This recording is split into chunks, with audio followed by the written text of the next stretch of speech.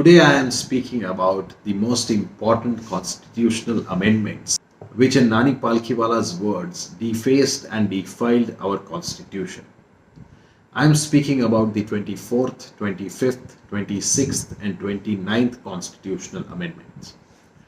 Before this, three important events where the Supreme Court delivered major judgments which affected the balance of power between the Parliament and the Constitution were first the judgment of Golaknath, wherein the Supreme Court held that the power of the Parliament was not to the effect to amend the fundamental rights.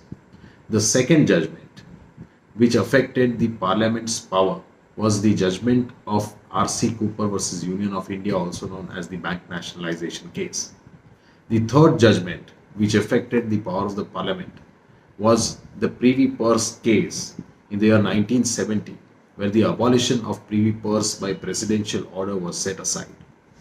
All these judgments I have dealt in my earlier videos. Now, because of these three judgments, the Parliament's supremacy was taken away by the Supreme Court. The Parliament came out with certain controversial constitutional amendments. It overruled the Supreme Court judgments and therefore they were controversial. By way of the 24th constitutional amendment, it overruled the Golaknath judgment.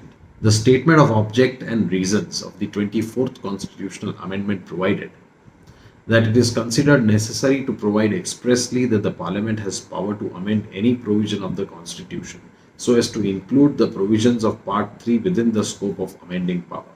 It provided for an insertion of Article 13, Clause 4, which provided that nothing in this article shall apply to any amendment of this Constitution made under Article 368.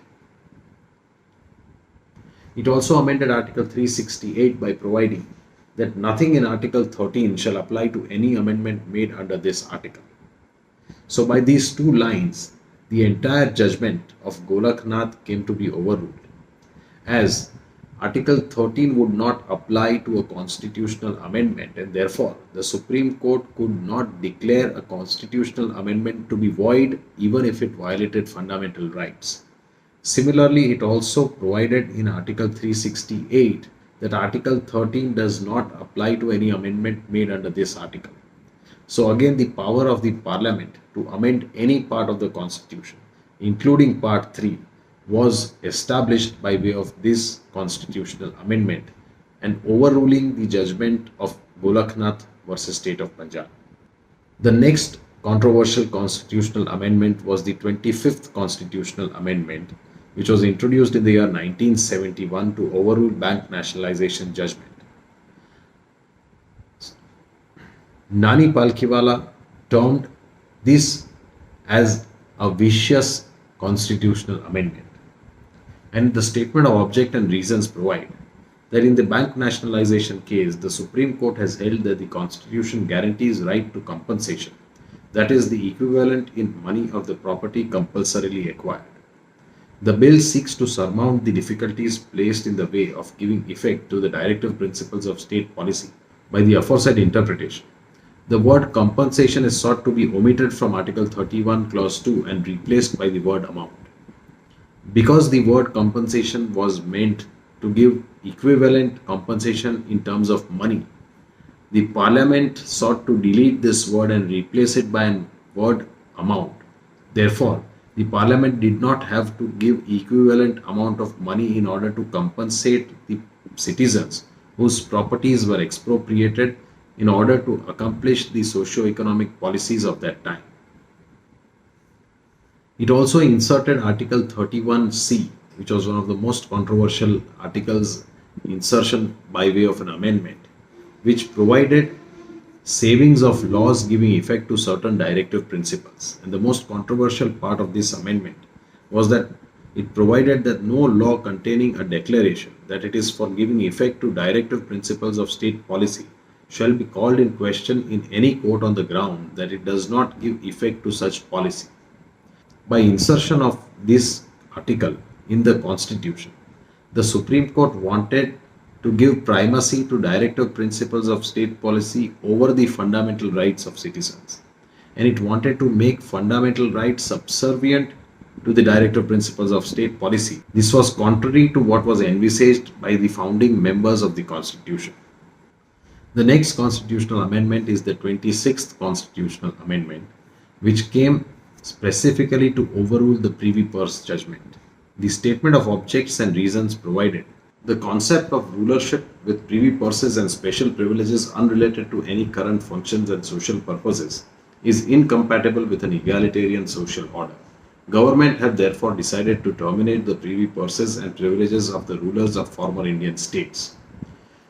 By way of this amendment, the Parliament omitted Article 291 and 362 and inserted new Article 363A, recognition granted to rulers of Indian states to seize and privy purses to be abolished.